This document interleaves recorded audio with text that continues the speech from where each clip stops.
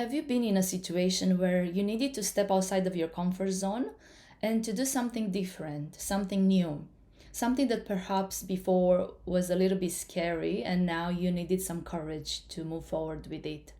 And when you took these steps, how did you feel? Did you feel confident? Did you have the courage? Did you feel fears, self doubt? My recent experience has been a mixture of all this.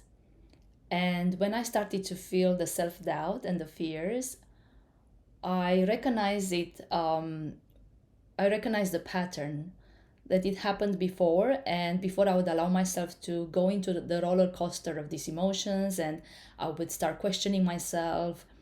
Why did I do it this way? I should have done it differently, or I shouldn't have done it at all.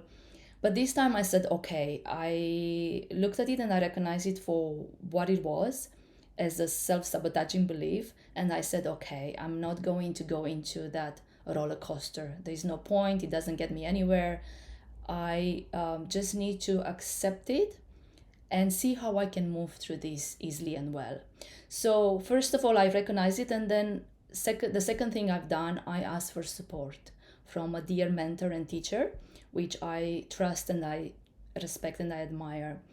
And I just felt like I needed some support, and I reached out, and I felt I was not alone, and I felt understood, and I felt supported as we connected and communicated. And that was a very important step for me to know that we are not alone, and sometimes it's okay to ask for help.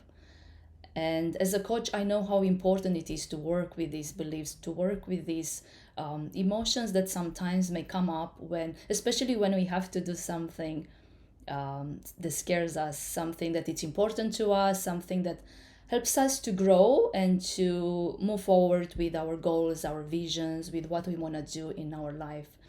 And it's okay sometimes to talk about how we feel.